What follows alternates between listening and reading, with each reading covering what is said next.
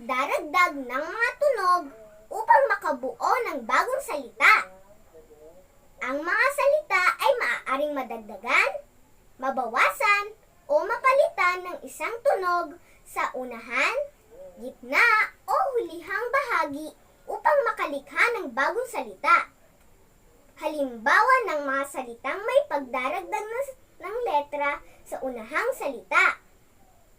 Uto, daragdagan natin ng letrang B, makakabuo tayo ng salitang buto. Gamitin natin sa pangungusap. Ako ay nagtanim ng buto ng kamatis. Ilaw, daragdagan natin ng letrang D at makakabuo tayo ng salitang dilaw. Dilaw ang paboritong kulay ni Joanna. Abay, daragdagan natin ng letrang G at makakabuo tayo ng salitang gabay. Ang mga bata ay kailangan na may gabay ng magulang.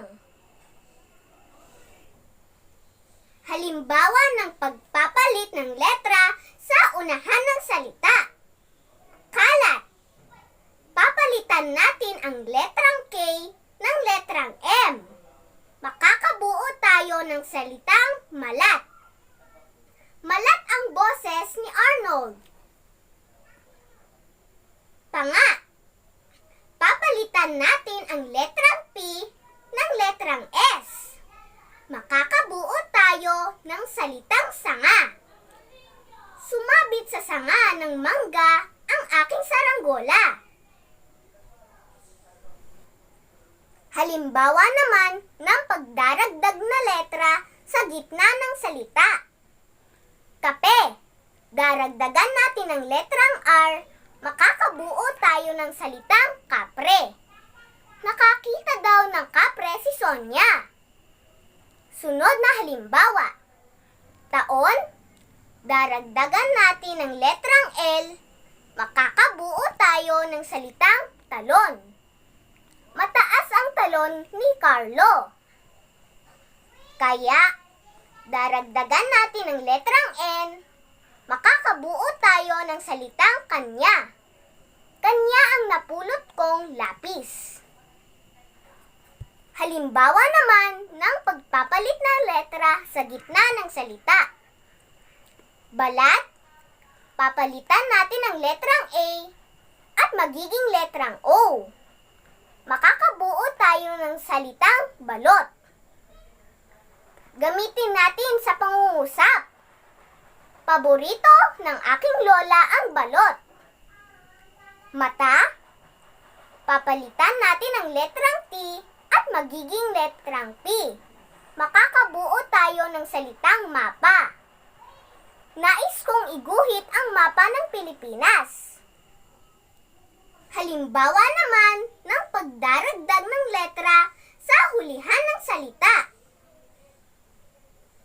Buka. Daragdagan natin ang letrang S. Makakabuo tayo ng salitang bukas. Bukas ang kaarawan ng aking pinsan.